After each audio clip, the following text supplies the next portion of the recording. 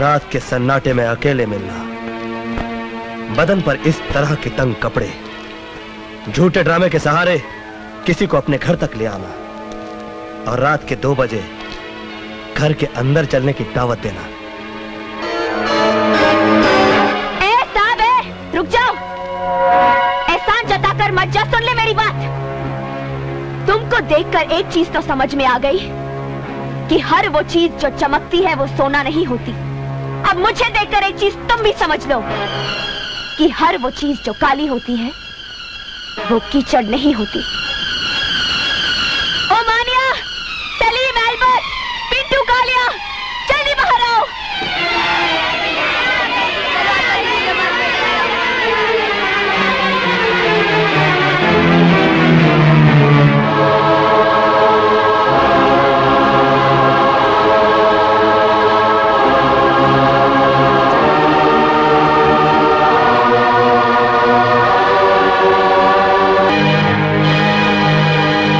अनाथ और अपाहिज बच्चे हैं जिनके पास मेरे सिवा दुनिया में कोई नहीं है। इन्हीं के लिए स्टेज शोज करती हूँ मैं।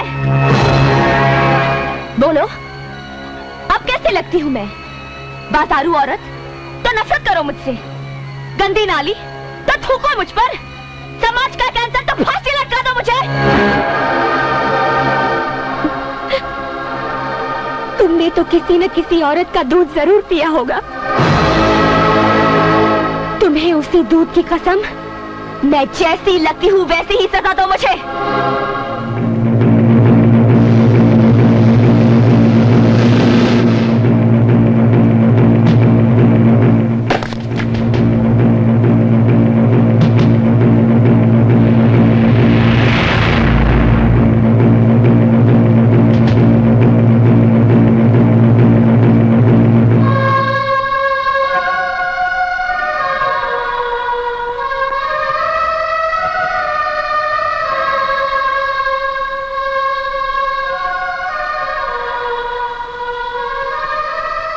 मैं पवित्र गीता को पहले इसी तरह माथे से लगाता हूं, फिर होठों से इज्जत देता हूं।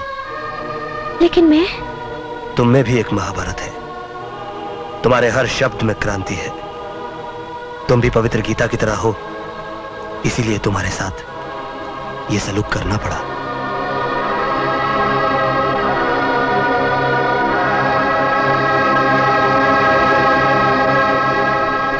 अच्छा हुआ अपनी जीप से वो ऑटो रिक्शा वाला टकरा गया। फायदा अपना हुआ ना, उस रिक्शा वाले का पूरा रिक्शा डैमेज हो गया। अपनी जीप की तो सिर्फ कांच ही निकली है।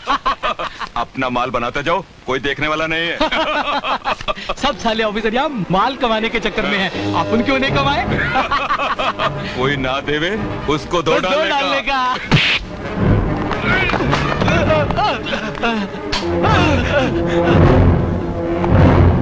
बेल्ट्स। ये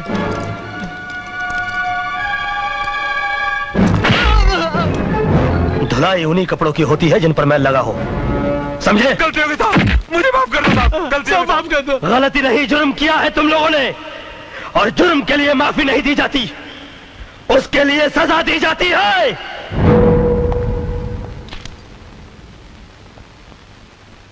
नंदू कहां चला गया? ओह, कॉलेज चला गया होगा। ये 11 बज गया, अभी तक सब इंस्पेक्टर वर्धन क्यों नहीं आए? सर वो हमेशा लेट ही आते हैं।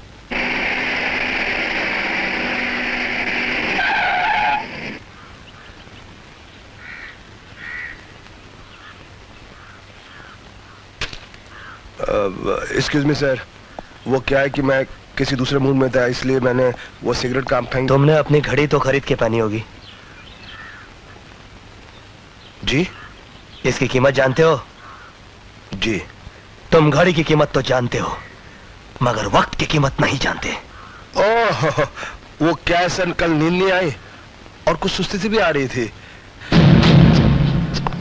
मिस्टर आदर्शवर्धन, तुम्हें इस बात का कोई हक नहीं पहुंचता कि पुलिस की फर्ज की गंगा जो कि कानून की गंगोत्री से निकलती है, उसे तुम अपनी गंदी आदतों के गटर में डाल दो। सर, मैं भी एक पुलिस ऑफिसर हूं। आप कमरे के अंदर भी मुझे यह भाषण दे सकते थे। ये भाषण नहीं, ये मेरी वार्निंग है मिस्टर आदर्शवर्धन। और मेरी वार्निंग तुम्हारे सिगरेट केस के ऊपर लिखी हुई वार्निंग की तरह नहीं, जिसे तुम भूलकर सिगरेट के कष्ट लगाया करते हो। मेरी वार्निंग कानून की किताब के उस फुल स्टॉप की तरह है, जिसके बाद कुछ भी करने या सोचने की जगह नहीं बचती। जाओ। कपाली को खत्म कर दो। ये तुम कह रही हो? तुम तो उसकी महबूबा थी। बाबूजान, मैं वो फूल नहीं जो किसी लाश पर फेंका जाता हो। मैं वो फूल बनना चाहती हूँ जो हमेशा जीते हुए आदमी की जयमाला में रहना चाहता हूँ। तुम बॉस बन जाओगे तो मैं तुम्हारी हो जाऊंगी।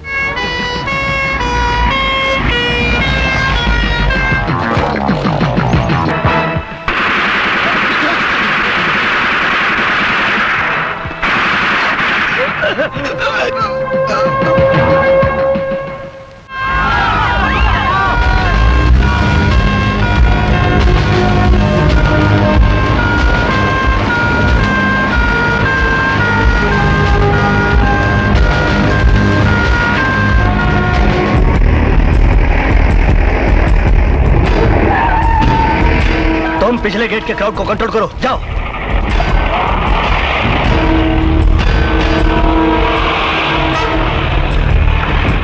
जाओ जल्दी से लाश का पंचनामा करो।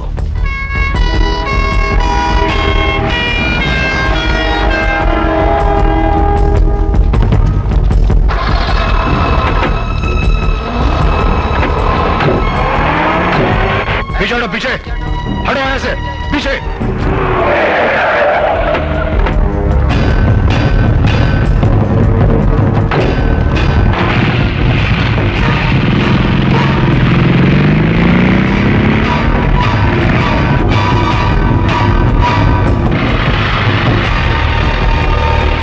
हटो, पीछे पीछे हटो।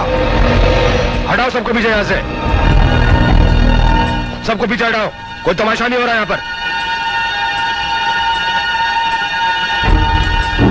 हमें कपाली की लाश भी चाहिए। हाँ, तुम तो उसकी असली वारिस हो, तुम्हें तो लाश मिली जाएगी। हाथ पीछे।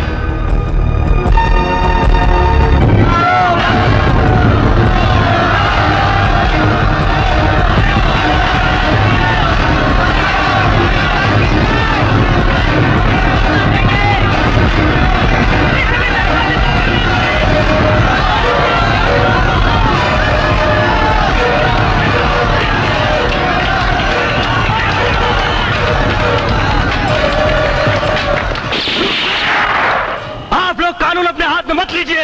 अरे कानून को तो तुम लोग अपने हाथ में लेते हो। हाँ, तुम लोग। हाँ, हम कानून अपने हाथ में लेते हैं, लेकिन उसी इज्जत के साथ जिस तरह कोई गीता या कुरान अपने हाथ में लेता हो।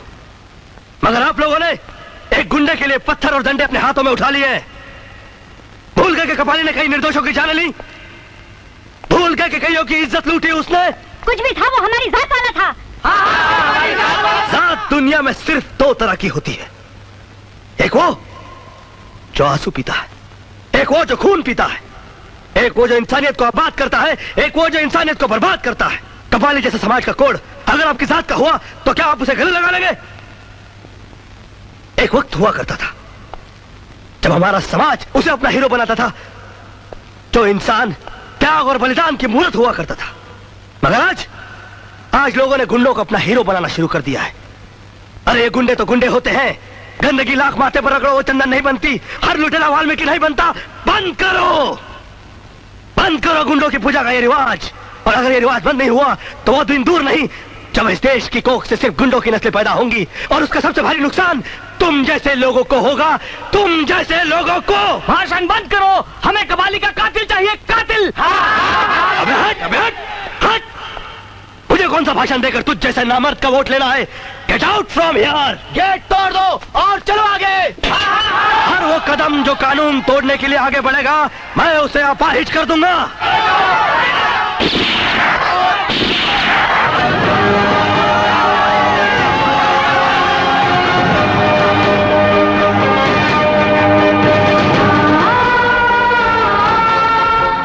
कपाली को सबसे पहले होश में आते मैंने देखा था और सबसे पहले मैंने ही आपको फोन किया था। इम्पॉसिबल।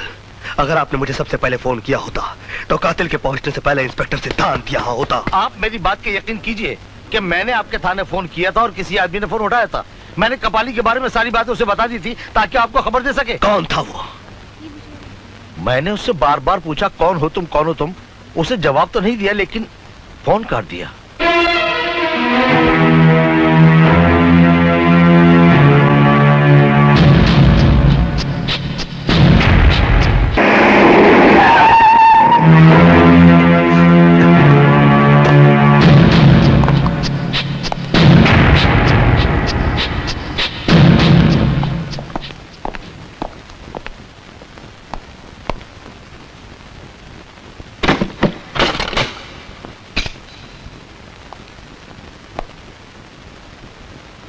उस दिन तुम्ही ने कहा था कि भाषण देना हो तो बंद कमरे में दूं। आखिर तुम भी एक पुलिस ऑफिसर हो, इसीलिए दरवाजा बंद कर दिया। बताओ, कल जब डॉक्टर का फोन आया तुमने मुझे खबर क्यों नहीं की? मैंने फोन नहीं उठाया। झूठ बोलते हो तुम। तुमने कपाली का मर्डर कैसे करवाया? मैंने कुछ नहीं कहा, झूठ है ये सब। झूठ वो है जो तुम बोल रहे हो।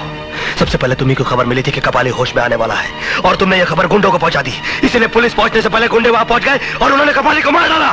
पता नहीं अंदर क्या हो रहा, कुछ खास बात हो रही होगी यार। तेरे को क्या, तू चुप कर खाली। जिन लोगों के साथ मिलकर तुम कानून का बलात्कार करते रहे, अगर कल सुबह 10 बजे तक उन लोगों का नाम नहीं बताया तो मैं तुम्हारे जिस्म को वर्दी की जगह जख्मों का लिबास पहना दूंगा और फिर तुम दर्द से इतना तड़पोगे कि उसके बाद मौत को भी चखोगे तो यही कहोगे कि मजा नहीं आया। सर अर्जेंट कैसे सर?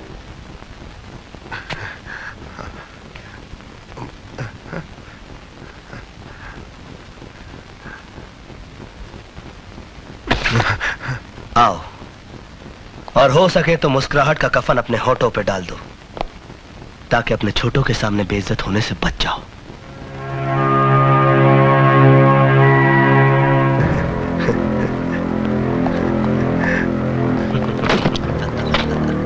मजा आ गया ना?